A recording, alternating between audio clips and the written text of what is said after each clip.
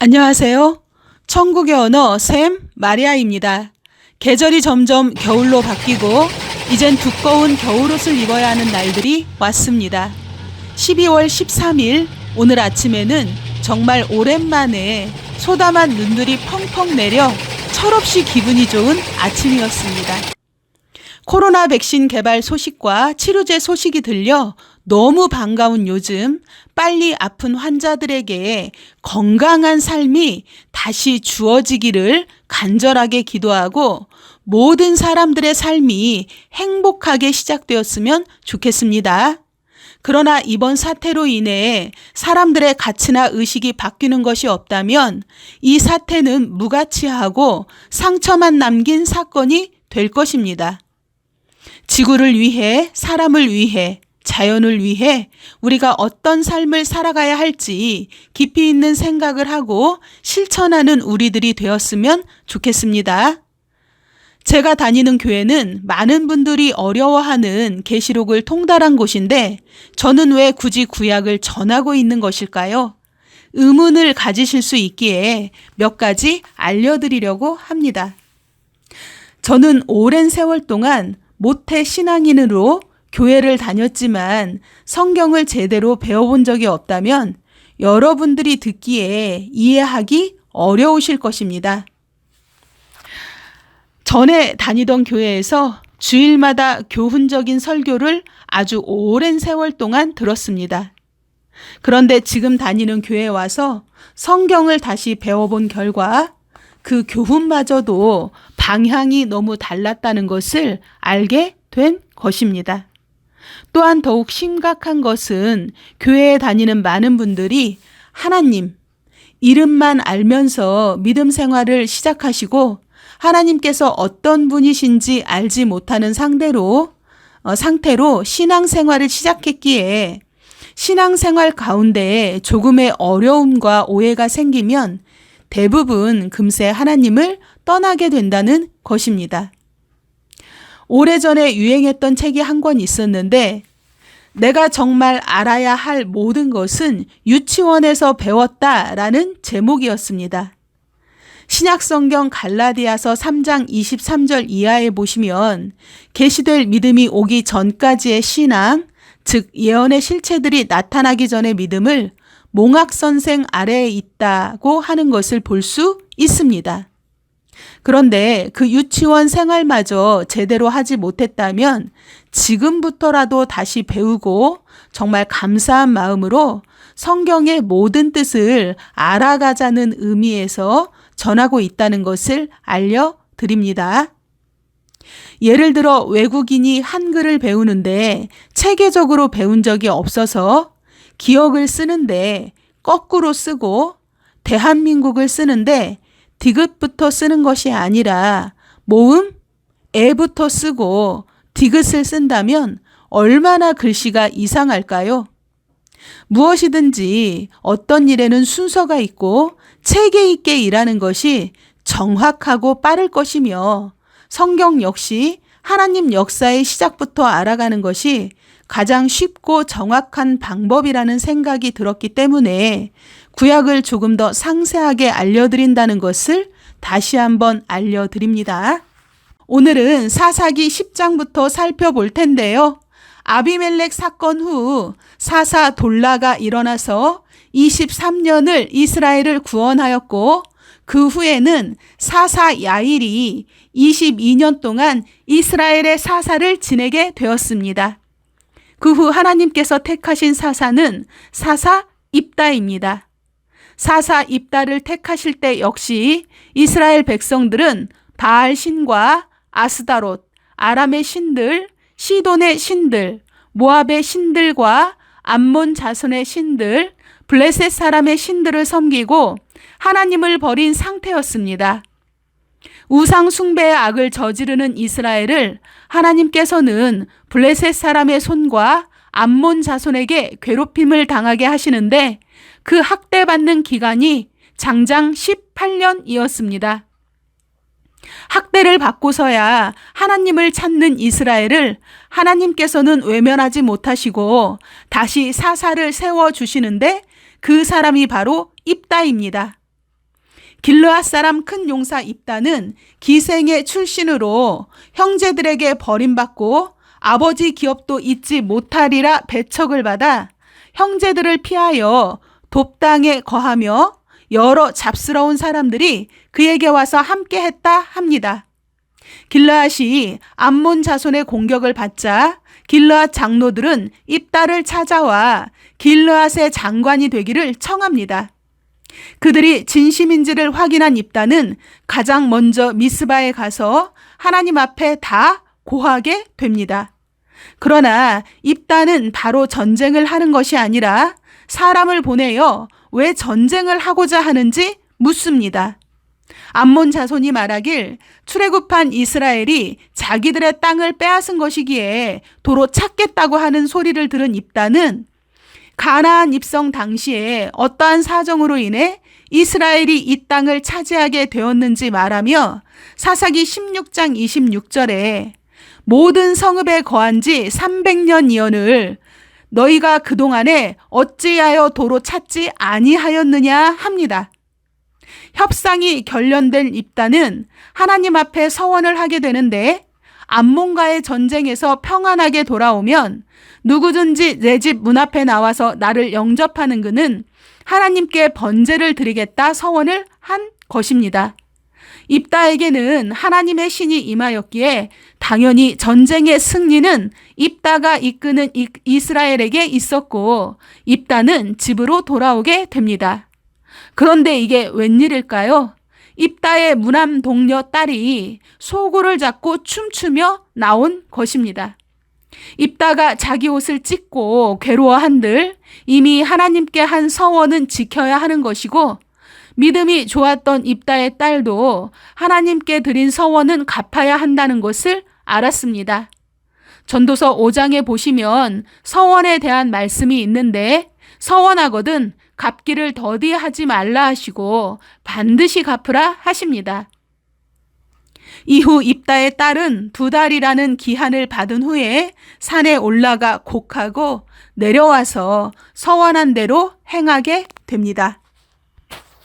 사사 입다를 듣고 계신 여러분들 중에 혹시 하나님께 서원을 올리고 갚지 못한 분이 계신가요? 갚을 수 없는 서원이었거든 하나님께 용서를 꼭 구하시고 앞으로는 하나님 앞에 서원을 올리실 때 이행할 수 있는 것인지 누구에게 해가 되는 것이 아닌지 꼭 살펴보시기를 바랍니다. 사사기 12장에는 에브라임 사람들이 기드온에게 했던 것처럼 얌체 같은 일을 다시 한번 행하는데 암몬과 전쟁하러 갈 때 왜 에브라임을 부르지 않았느냐고 따지는 것입니다. 기드온은 에브라임 사람들을 달랬지만 입다는 그렇게 하지 않고 에브라임 사람들이 한 악한 일을 말하고 길르앗 사람들을 모아 에브라임과 싸우게 되고 입다는 에브라임 사람들을 발음이 다른 것으로 골라내어 42,000명을 죽이게 됩니다.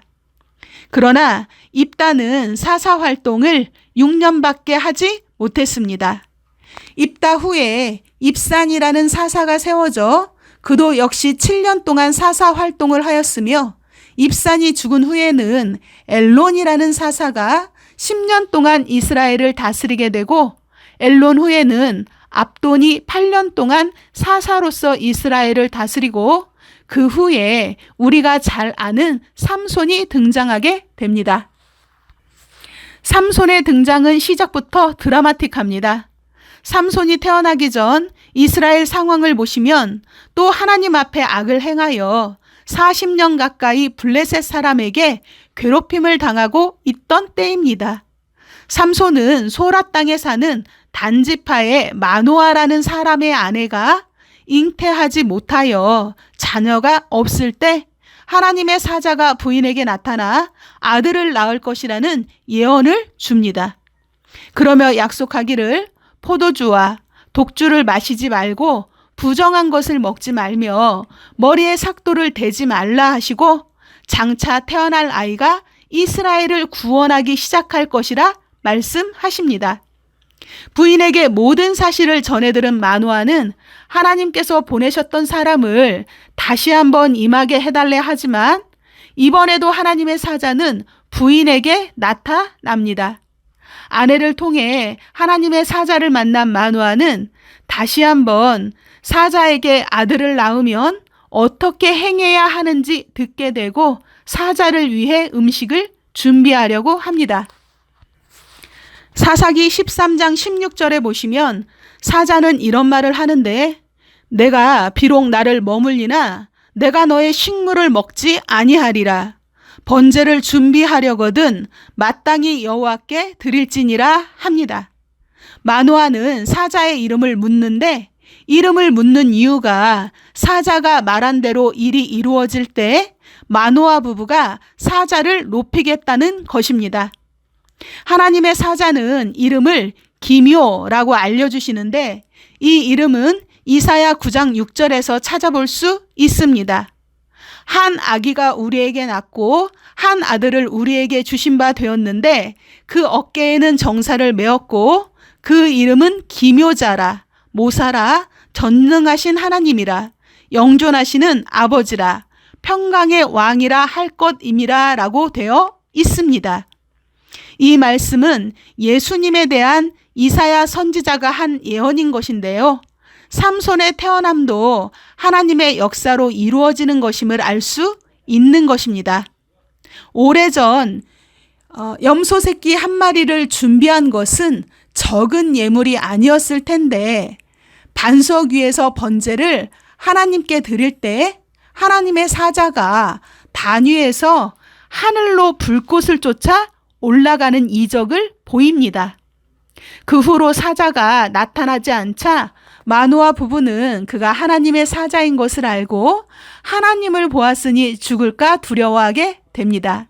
그러나 현명한 마누아의 부인이 죽이실 거였으면 번제를 받지 않았을 것이라고 하면서 남편을 안심하게 만듭니다.